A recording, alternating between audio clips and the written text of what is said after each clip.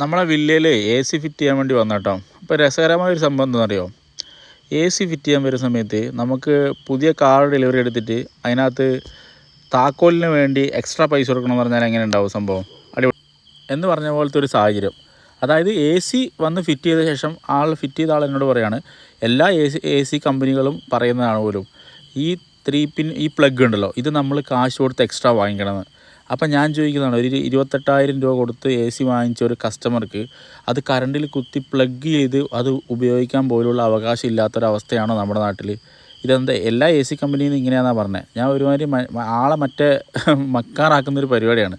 അപ്പോൾ അതെന്തായാലും വളരെ മോശമായിട്ടുള്ളൊരു സാഹചര്യമാണ്. നിങ്ങളുടെ അഭിപ്രായം ഇതിനെപ്പറ്റി എന്താണെന്നുള്ളതൊന്ന് കമൻറ്റ് ചെയ്യുക. അപ്പോൾ ഞാൻ എന്ത് ചെയ്യുന്നത് വെച്ചാൽ, നമ്മുടെ ഓഫ് റോഡ് വില്ലയിൽ ഒരു എ സി ഫിറ്റ് ചെയ്യാൻ തീരുമാനിച്ചു. അതിൻ്റെ ഭാഗമായിട്ടാണ് ഞാനങ്ങനെ പോയത്. എ സി ഏത് കമ്പനിയാണെന്നുള്ളത് ഇപ്പോൾ നിങ്ങൾക്ക് മനസ്സിലാവുമായിരിക്കും. എ സി എവിടെ നിന്നാണ് വാങ്ങിയെന്നൊന്നും ഞാൻ പറയുന്നില്ല, കാരണം ഞാനും അവരുമായിട്ട് യാതൊരു ഡീലുമില്ല. എനിക്ക് വലിയ ഡിസ്കൗണ്ട് തന്നിട്ടില്ല, അതുകൊണ്ട് ഞാൻ പേര് പറയുന്നില്ല ഏത് ഷോപ്പിൽ നിന്നാണ് വാങ്ങിച്ചതെന്ന്. അപ്പോൾ സംഭവം എന്ന് വെച്ചാൽ, നമ്മുടെ ഇവിടെ നല്ല തണുപ്പുള്ളൊരു പ്രദേശമാണ്. അപ്പോൾ ഇവിടെ ശരിക്കും പറഞ്ഞാൽ എ സിയുടെ ആവശ്യമില്ല. പക്ഷേ നമ്മുടെ ഒരു ഗസ്റ്റ് ഇവിടെ വന്നു കഴിഞ്ഞാൽ നമ്മളടുത്ത് അതിൽ ഇന്ന സാധനം ഇല്ലേ നിങ്ങളടുത്ത് എന്ന് ചോദിക്കുമ്പോൾ ഇല്ല എന്ന് പറയാനൊരു മടിയുള്ളത് കൊണ്ട് മാത്രം ഞാൻ ഈ ഒരു സാധനം വാങ്ങിച്ചതാണ്. ഫെസിലിറ്റി വൈസ് നമ്മൾ റിച്ചാന്നുള്ള രീതിയിൽ കാണിക്കാനായിട്ടാണ്.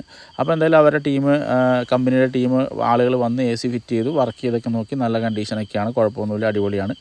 അപ്പോൾ എന്തായാലും ഇങ്ങനൊരു അനുഭവം എനിക്ക് ആദ്യമായിട്ടാണ്. ഇതുപോലെ ഒരു മിനിമം സാധനത്തിൻ്റെ കൂടെ ഒരു മിനിമം പ്ലഗ് പോലും കൊടുക്കാത്ത രീതിയിൽ കമ്പനികൾ ഇങ്ങനെ ചെയ്യുന്നത് വളരെ മോശമാണ്. അപ്പോൾ എന്താണ് നിങ്ങളുടെ അഭിപ്രായങ്ങളെന്നുള്ളത് വെച്ചാൽ അത് നിങ്ങളൊന്ന് കമൻറ്റ് ചെയ്യുക.